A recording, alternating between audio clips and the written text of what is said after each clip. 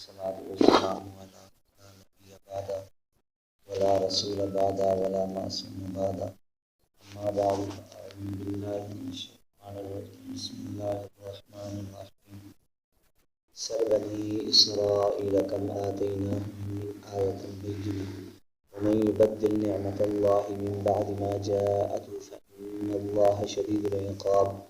زين للذين كفروا الحياة الدنيا ويسخرون من الذين آمنوا والذين اتقوا فوقهم يوم القيامة والله يرزق من يشاء بغير حساب صدق الله العظيم اللهم صل على محمد النبي الأمي وعلى آله وسلم تسليما كثيرا آیات مبارکہ کا ترجمہ سل بنی اسرائیل، آپ سوال کیجئے بنی اسرائیل سے کہ کتنی اللہ پاک نے ان کو واضح نشانیاں عطا کی تھی۔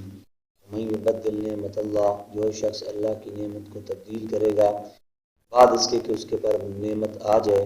فإن اللہ شدید العقاب، پس بے شک اللہ سخت عذاب دینے والا ہے۔ زین للذین کفروا، مزین کیا ہے اللہ نے دنیا کو ان لوگوں کے لیے جنہوں نے کفر کیا، وَيَسْخَرُونَ مِنَ الَّذِينَ آمَنُوا، اور وہ مذاق اڑاتے تھے ایمان والوں کا، وَالَّذِينَ اتَّقَوْا فَوْقَهُمْ يَوْمَ الْقِيَامَةِ، اور وہ لوگ جو اللہ سے ڈر گئے وہ قیامت والے دن بلند مقام پر ہوں گے۔ وَاللَّهُ يَرْزُقُ مَن يَشَاءُ بِغَيْرِ حساب، اللہ جل شانہ جسے چاہتے ہیں بے حساب رزق عطا فرماتے ہیں۔ گزشتہ آیات کے اندر آپ حضرات کے سامنے اللہ سبحانہ و تعالیٰ نے اس بات کا تذکرہ کیا تھا کہ اسلام کے اندر پورے کے پورے داخل ہو جائے، آدھا تتر اور آدھا بٹیر والا کام نہیں ہونا چاہیے کہ ہم یہ بھی کام کر لیں وہ بھی کام کر لیں۔ اسلام اللہ کو راضی کرنے والے بھی کام کریں اور اپنی خواہشات اور اپنی مرضیات والے بھی کام کریں۔ اللہ سبحانہ و تعالیٰ نے فرمایا تھا کہ بھئی یہ چیز اسلام کے اندر دین کے اندر نہیں چل سکتی، اور پھر اللہ سبحانہ و تعالیٰ نے فرمایا تھا کہ جو پھسل گیا، جس نے اپنے پاؤں کو اللہ کے احکامات کی طرف سے پھیر لیا، پھر اس کا انجام کیا ہوگا اس کا بھی اللہ سبحانہ و تعالیٰ نے ذکر کیا ہے۔ اب یہاں پر اللہ پاک امت محمدیہ کو سمجھانے کے لیے مثال دے رہے ہیں، اور نبی علیہ الصلوۃ والسلام سے مخاطب ہو کر اللہ فرمانا ہے کہ میرے محبوب آپ بنی اسرائیل سے سوال کریں کہ اللہ پاک نے کتنی واضح نشانیاں ان کو دی تھیں۔ یعنی جب آپ صلی اللہ علیہ وسلم مدینہ منورہ کے اندر تھے اس وقت اللہ سبحانہ و تعالیٰ نے مشرکین مکہ کو، اور جب مکہ میں آپ صلی اللہ علیہ وسلم تھے تو مشرکین مکہ کو اور کافروں کو اللہ نے مخاطب ہو کر کے کہا کہ میرے محبوب آپ ان کو بتلائیں کہ اللہ نے ان کے آباء و اجداد کو کتنی نشانیاں واضح طور پر دی تھی۔ جیسے پہلے اس پارے کے اندر میں نے آپ حضرات کے سامنے یہ ذکر کیا تھا کہ فرعون سے نجات اور سمندر سے پار ہو جانا، اور وادی طی کے اندر من و سلوہ کا ملنا، اور پھر دھوپ کے اندر بادلوں کا سایہ کرنا، پھر ستون روشنیوں کے رات کو مقرر کر دینا، یعنی بہت ساری نشانیاں واضح طور پر بنی اسرائیل کو اللہ نے عطا کی تھی۔ اور پھر اس سب کے باوجود اللہ پاک فرماتے ہیں کہ انہوں نے پھر کیا کیا، تورات کو جو موسیٰ علیہ السلام پر نازل ہوئی اور موسیٰ علیہ السلام جو شریعت لے کر آئے اس شریعت کو ہی انہوں نے بدل دیا، اس شریعت کو انہوں نے تبدیل کر دیا، اور پھر کیا کیا، 40 خرابیاں تھیں جو میں نے آپ حضرات کے سامنے ذکر کی تھیں سورہ بقرہ کے اندر، پہلے اس پارے کے اندر وہ 40 خرابیاں ان کے اندر موجود تھیں، وہ تفصیل سے میں ذکر کر چکا ہوں۔ تو اللہ پاک فرماتی ہیں کہ وَمَن يُبَدِّلْ نِعْمَتَ اللَّهِ، جو اللہ سبحانہ و تعالیٰ کی نعمت کو تبدیل کر دے گا، یا نعمت سے مراد انبیاء علیہم السلام کا وجود ہے، اور بالخصوص نبی علیہ السلام کی ذات مبارک ہے۔ اللہ نے قرآن مجید کے اندر دوسری جگہ ارشاد فرمایا الم تر الی الذین بدلوا نعمت اللہ، کر دیا اللہ کی نعمت سے مراد یہاں نبی علیہ السلام کی ذات مبارک ہے کہ نبی علیہ السلام ان کے پاس شریعت لے کر آئے، احکامات لے کر آئے، اسلام کی دعوت لے کر آئے، بجائے انہوں نے آپ صلی اللہ علیہ وسلم کی بات کو ماننے کے انہوں نے اپنی مرضیات چلائیں، اپنی خواہشات چلائیں، آپ صلی اللہ علیہ وسلم کی بات کو انہوں نے نہیں مانا۔ تو اسی وجہ سے اللہ پاک نے فرمایا کہ انہوں نے اس نعمت کو بدل کر دیا۔ آج ہم اپنے حالات بھی دیکھ لیں، آپ صلی اللہ علیہ وسلم کے طریقوں پہ ہم کتنا چل رہے ہیں، آپ صلی اللہ علیہ وسلم کی اتباع ہم کتنا کر رہے ہیں۔ اگر ہمیں آج کسی بندے کو صرف ایک داڑھی کا کہا جائے کہ یار آپ اب داڑھی رکھو تو وہ کس قسم کی باتیں کرتا ہے، ایک مسلمان ہونے کے ناطے اگر آپ کسی کو نماز کی دعوت دیں تو وہ پھر آگے سے کیا کہتا ہے۔ آپ خود سوچ لیں کہ اس وقت ہم نے آپ صلی اللہ علیہ وسلم کے طریقوں کے مطابق زندگی گزارے کہ نہیں گزارے۔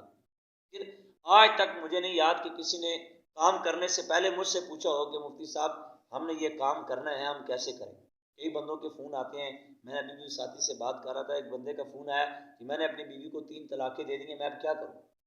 3 طلاقیں میں نے دے دی ہیں, میں کیا کروں. میں نے کہا ظالم, کام کرنے کے بعد مسئلہ پوچھتا ہے, پہلے پوچھ لے بھئی میں بیوی کے ساتھ لڑ رہا ہوں, جھگڑ رہا ہوں, میری بن نہیں پا رہی, میرا اس کے ساتھ نباہ نہیں ہو رہا, اب مجھے اسلام اور شریعت اس بارے میں کیا کہتی ہے, اب میں نے اپنی بیوی کے ساتھ کیسے علیحدگی اختیار کرنی ہے, میں نے اپنی بیوی کے ساتھ کیسے جدائی اختیار کرنی ہے. ایک بندہ یقین جانے 15 سال تک ناپاکی کی حالت میں نماز پڑھتا رہا, اس کو پتہ ہی نہیں ہے, مسائل پتہ ہی نہیں ہے, نہ وضو کے مسائل سیکھے ہیں, نہ غسل کے مسائل سیکھے ہیں, شریعت کے مسائل سیکھے نہیں. 15 سال کے بعد کہتا ہے مفتی صاحب اب میں کیا کروں. بھائی اللہ کے بندو, ہم نماز 5 وقت آ کر کے پڑھتے ہیں, کبھی آج تک کسی بندے نے کہا ہے دیکھو نا دنیا کا سارا علم ہم نے سیکھا ہوا ہے, دنیا کی ایک بات یہاں چھڑ جائے نا تو ہمارے تبصرے گھنٹوں تک ختم نہیں ہوتے. اور آنکھ اللہ نے آنکھ ناقص نہیں دی, اللہ چاہتا تو ہمیں کہتا بس بڑا سورج ان کو دکھا دو, بڑا بڑا آسمان دکھا دو, بڑی بڑی زمین کی چیزیں اور درخت ان کو دکھا دو, چھوٹی یہ کیڑیاں یہ چونٹیاں اللہ میں نہ دکھاتا, کامل اللہ میں نظر ہی نہ دیتا, اللہ میں کامل بصر ہی نہ دیتا. یہ سنوائی جو ہے اللہ اونچی آواز ہمیں صرف دیتا کہ بھائی اونچی آواز صرف انہوں نے سننی ہے, اتنی ان کو بس کانوں کی سنوائی دو, باقی زیادہ نہیں دینی. لیکن ہم باریک سے باریک آواز بھی ہمارے کانوں میں ہم سن لیتے ہیں. اس طرح زبان ہے اللہ ہمیں ناقص دے دیتا کہ ہم آدھی باتیں کرتے پوری باتیں نہ کر پاتے. جب اللہ نے ہمیں آنکھوں کی بصارت کامل دی ہے, کانوں کی سنوائی اللہ نے ہمیں کامل دی ہے, جب زبان کی ہمیں گویائی اللہ نے کامل دی ہے, ہاتھ کے اندر چھونے اور پکڑنے کی صلاحیت اللہ نے ہمیں کامل دی ہے, تو پھر ہم دین کامل کیوں نہیں سیکھتے, ہم نماز کے اندر کاملیت کیوں نہیں لاتے. جو بچپن میں تھی 55 میں وہی ہے. یہ نہیں سوچا کہ ہم یہ سوچتے ہیں کہ الحمد سے لے کر السلام علیکم ورحمۃ اللہ تک رکوع اور سجود کا نام نماز ہے. کبھی آج تک ہم نے سوچا کہ یار نماز کی روح کیا ہے, نماز کی حقیقت کیا ہے. کہ ہم جو 55 سال ہو گئے, مجھے 20 سال ہو گئے میں نمازی ہوں, تو یار میں نے آج تک 20 سالوں میں اس نماز میں وہ کیفیت نہیں حاصل کی جس سے مجھے اللہ کا قرب حاصل ہو جائے. میں نے اپنی نماز پہ کتنی محنت کی ہے. دنیا کی میری محنت اتنی ہے کہ مٹی کے مکان سے آج پلستر اور پکے مکانوں تک میں پہنچ گیا ہوں, سائیکل سے میں آج موٹر سائیکل پہ آ گیا ہوں, اور ٹوٹی جوتیوں سے میں آج نئی جوتیوں پہ میں آ گیا ہوں, پھٹے پرانے کپڑوں سے آج میں اچھے لباس پر میں آ گیا ہوں. تو میرے دین میں کتنی ترقی ہوئی ہے, میں دین میں کہاں تک پہنچ گیا ہوں. تو اللہ فرماتے ہیں وَمَن يُبَدِّلْ نِعْمَتَ اللَّهِ, جو اللہ کی نعمت کو تبدیل کرے گا, حضور کے لائے ہوئے طریقوں کو چھوڑے گا اور کسی اور طریقوں کی طرف متوجہ ہوگا, اور مِن بَعْدِ مَا جَاءَتْهُ, کہ اس کے پاس واضح بات آ جائے. کہ قرآن میں اللہ نے واضح نہیں فرمایا ما آتاکم الرسول فخذوه وما نهاکم عنہ فانتهوا, کہ جتنا میرا محبوب بتلائے اتنا لے لو, جس سے میرا محبوب روکے اس سے رک جاؤ, اور محبوب کی اتباع کرنے میں اللہ کی محبت چھپی ہوئی ہے. یہ قرآن نے ہمیں واضح طور پہ بتلایا ہوا ہے. اور جب ہم حضور کے طریقوں سے روگردانی کریں گے, پھر اللہ فرماتا ہے فإن اللہ شدید العقاب, پھر اللہ کا عذاب بھی بڑا سخت ہے, پھر اللہ کی پکڑ بھی بڑی سخت ہے. بنی اسرائیل کو کیسے اللہ نے ذلیل کیا ہے, وہ نصر بادشاہ پہ مسلط ہوا, آج تک یہودی جو ہے نا وہ ذلیل اور رسوا ہو رہے ہیں. کیوں؟ کہ انہوں نے وقت کے نبی کی باتوں کو نہیں مانا. آج مسلمان بھی ہر جگہ رسوا اور ذلیل کیوں ہو رہے ہیں؟ کہ اپنے نبی کی سنت کو چھوڑ دیا. ایک مسواک کی قیمت 30 سے 50 روپے 100 روپے ہے, وہ خریدنے کے لیے تیار نہیں ہے, وہ جیب میں رکھنے کے لیے تیار نہیں ہے. ایک ٹوتھ پیسٹ جس کی قیمت 150 سے 200 روپے ہے, 300 روپے 400 پر ایک ٹوتھ پیسٹ استعمال کرتا ہے, اور 50 سے 60 روپے والی مسواک لے کے وہ استعمال کرنا گوارا نہیں کرتا. اچھی اچھی کیپیں سر پہ پہننا گوارا کرتا ہے جس کی قیمت 600 1000 روپے قیمت ہے, لیکن 150 روپے میں نبی کی سنت ٹوپی ہے وہ پہننے کے لیے تیار نہیں ہے. جسم پر اچھا اچھا لباس اور برادری میں معاشرے میں بیٹھنے کے لیے بڑی بڑی پگڑیاں پہننا گوارا کرتا ہے, لیکن نماز پگڑی پہن کے گوارا نہیں کرتا. یہ اس کو گوارا نہیں ہے, یہ اس کے لیے قابل قبول نہیں. کیوں؟ کہ نبی علیہ الصلوۃ والسلام کے طریقوں سے اتنی ہمیں نفرت معاذ اللہ ہو گئی ہے, ہم زبان سے تو نہیں کہتے, ہمارا عمل حضور صلی اللہ علیہ وسلم کی دشمنی پر دلیل ہے. ہم ہر عمل اپنے نبی کے طریقے کے مخالف کریں, جبکہ اللہ نے واضح طور پہ فرمایا ہے کہ میرے محبوب جو آپ کا نہیں ہے وہ میرا نہیں ہے, جو آپ کا نہیں ہوگا وہ ہمارا نہیں ہے. اور آگے اللہ نے فرمایا زین للذین کفروا الحیات الدنیا, اللہ نے فرمایا کہ یاد رکھ لو پیسے کا زیادہ ہو جانا, دنیا کا زیادہ مل جانا, یہ اللہ کے قرب کی دلیل نہیں ہے, اللہ کے راضی ہونے کی دلیل نہیں ہے. اللہ فرماتا ہے دنیا کو ہم نے مزین کافروں کے لیے کیا ہوا ہے, یہ خوبصورت تو کافروں کے لیے ہے, یہ کافروں کے لیے. اور اللہ نے فرمایا, اور اللہ کے نبی نے فرمایا رأس کل خطیئۃ رأس المال کل خطیئۃ, فرمایا کہ دنیا جو ہے یہ تمام برائیوں کی جڑ ہے, تمام برائیوں کی جڑ ہے. آج اتنی قتل و غارت ہو رہی ہیں مال کی وجہ سے ہو رہی ہے, پیسے کی وجہ سے ہو رہی ہے. اور اللہ قرآن میں اللہ کے حدیث قدسی کیا ہے؟ اللہ کیا فرماتے ہیں؟ اللہ فرماتے ہیں بندہ کہتا ہے مالی مالی، میرا مال میرا مال میرا مال، میرا کاروبار، میری تجارت، میری دکانداری۔ اللہ کہتا ہے بندے تو یہی کہتا رہتا ہے جبکہ تیرا مال کچھ بھی نہیں ہے۔ وہ مال جو تو نے کھا لیا وہ تیرا ہے، جو تو نے پہن کے پھاڑ لیا وہ تیرا ہے، یا جو تو نے اپنے اللہ کو راضی کرنے کے لیے آگے بھیج دیا، مال تو وہ تیرا ہے۔ حضور نے فرمایا دنیا اس شخص کا گھر ہے جس کا آخرت میں کوئی گھر نہیں ہے، دنیا میں اس شخص کے لیے مال ہے جس میں آخرت کے لیے کوئی مال نہیں ہے۔ حضور صلی اللہ علیہ وسلم نے بات پر ارشاد فرمایا۔ اور دیکھو ہم کیا سمجھتے، اور آگے فرمایا یہ جو کافر لوگ تھے نا حضور کے زمانے میں، کیا صحابہ کو دیکھ کے کہتے تھے وَإِذَا مَرُّوا بِاللَّغْوِ وَإِذَا مَرُّوا بِهِمْ يَتَغَامَزُونَ، کہ کفار مسلمانوں کو دیکھ کے کیا کہتے تھے؟ دیکھو پھٹے پرانے کپڑے ہیں، پاؤں میں جوتی ٹوٹی ہوئی ہے، سر پہ پگڑی پرانی ہے، اور یہ کہتے ہیں ہم نے جنت میں جانا ہے۔ یہ کیا ہے؟ وَيَسْخَرُونَ مِنَ الَّذِينَ آمَنُوا، لوگ مذاق اڑاتے تھے،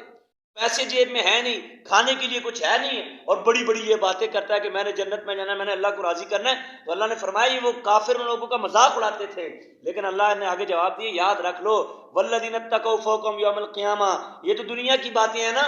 یہ تو قیمت تو آخرت میں لگے گی جب یہ اللہ سے ڈرنے والے، اللہ کو راضی کرنے والے جب بلند مقام پر ہوں گے نا، جان کی نظریں بھی نہیں پہنچ سکیں گی، پھر یہ واویلا کریں گے آئے کاش ہم بھی دنیا میں اللہ کو راضی کر لیتے، ہم بھی دنیا میں اللہ کو راضی کر لیتے۔ اور آگے فرمایا واللہ یرزق من یشاء بغیر حساب، فرمایا کسی کو غریب دیکھ کے نہ کہو کہ یہ غریب ہے، بلکہ یہ تو اللہ کی تقسیم ہے، اللہ جسے چاہتا ہے رزق بے حساب رزق دیتا ہے۔ اللہ چاہتا ہے کسی کے پاس کروڑوں روپے ہیں اور کسی کے پاس اللہ چاہے تو 1 روپیہ بھی نہیں، یہ تو تقسیم اللہ کی ہے، اس میں بندے کا کوئی دخل نہیں ہے، بلکہ دنیا کے اعتبار سے امیر اور مالدار وہ ہے جس کے بینک بیلنس بھرے ہوئے ہوں، اور آخرت کے اعتبار سے مالدار وہ ہوگا کہ جس کے اعمال نامے اعمال سے بھرے ہوئے ہوں گے، نیکیوں سے بھرے ہوئے ہوں گے، کل قیامت کے دن وہ مالدار ہوگا۔ اس لیے فرمایا واللہ یرزق من یشاء بغیر حساب، اس میں اللہ نے ہمیں عقیدہ دیا ہے کہ میرے بندے اگر تیرے پاس مال نہیں ہے، اگر تیرے اوپر فقر و فاقے آ رہے ہیں، تیرے اوپر مسائل اور پریشانیاں آ رہی ہیں، تو سمجھ لیجیے میرے رب کی تقسیم ہے، میرے رب کی تقسیم ہے۔ حضرت ابو ذر غفاری رضی اللہ تعالیٰ عنہ، گھر میں 3 دن کا فاقہ ہے، 3 دن تک کھانے کے لیے کچھ بھی نہیں ملا، گھر میں کھانے کے لیے کچھ نہیں ہے، تو بیوی پاس بیٹھ کے رو رہی ہے اور ابو ذر غفاری مسکرا رہے ہیں، ہنس رہے ہیں۔ بیوی نے کہا گھر میں کچھ نہیں یار مسکرا رہے ہو، میں تجھے نہیں پتا کہ آج ان 3 دنوں میں جو اللہ ہم سے راضی ہو رہا ہے میں کسی سے راضی نہیں ہو رہا۔ تو فاقے جس گھر میں آئیں اور جس گھر میں مفلسی اور غربت ہے، سمجھ لو اللہ ہم سے راضی ہے، اللہ ہم سے راضی ہے۔ مالدار ہونا یہ میرے بھائی اور دوستوں بزرگوں قبولیت کا معیار نہیں ہے، مال تو کافروں کے پاس بھی زیادہ ہے، دولت تو کافروں کے پاس بھی زیادہ ہے، ہاں اللہ جب مسائل لاتا ہے، مصائب اور پریشانیاں لاتا ہے، گویا کہ اللہ کو اپنے بندے کے ساتھ پیار ہوتا ہے۔ اس لیے حضور نے فرمایا صحابیہ یا رسول اللہ مجھے آپ سے محبت ہے، مجھے آپ سے پیار ہے، میں آپ سے محبت کرتا ہوں۔ حضور نے پوچھا کہ سوچ کیا کہہ رہے ہو، سوچ اپنی عقل سے تو کیا کہہ رہا ہے؟ کہا یا رسول اللہ میں حقیقت میں کہہ رہا ہوں مجھے آپ سے محبت ہے۔ حضور علیہ الصلوۃ والسلام شاہ فرمایا پھر تیار ہو جا، تیری طرف مصائب اور پریشانیاں ایسی آئیں گی جیسے ڈھلان کی طرف سے پانی آتا ہے، ایسی طرف سے پریشانیاں اور مصیبتیں آئیں گی۔ اور آپ نے واقعہ نہیں سنا لیلا اور مجنو کا؟ دھوپ سخت کے اندر ریگستان کے اندر لیلا تقسیم کر رہی ہے کھانا، مجنو لین میں لگا ہوا ہے، لیلا سب کو دے رہی ہے، مجنو کے ہاتھ میں کٹورا ہے اور مجنو کی پاؤں میں جوتی بھی نہیں ہے اور سب دھوپ میں کھڑا ہے، اور جب دینے کی باری آئی ہے تو جب آگے کٹورا کیا، لیلا نے کٹورے کو پکڑ کے زمین پہ مارا اور کٹورا توڑ دیا۔ مجنو مسکرا رہا ہے، لوگ مجنو کو کہہ رہے ہیں اور تجھے کہتے نہیں تھے کہ لیلا کہ تجھ سے کوئی پیار ویار نہیں ہے، یہ تجھ سے نفرت کرتی ہے، دیکھ سب کو دیا ہے تجھے نہیں دیا، تجھے بھوکا رکھا ہے، تیری بھوک کا احساس نہیں کیا، تیری پیاس کا احساس نہیں کیا، تیری تکلیف کو اور بڑھا دیا ہے، تو تو مسکرا رہا ہے۔ مجنو نے کہا تم مجھے یہ بتاؤ اتنی سینکڑوں کی لین میں لیلا نے میرا ہی مٹکا کیوں توڑا ہے،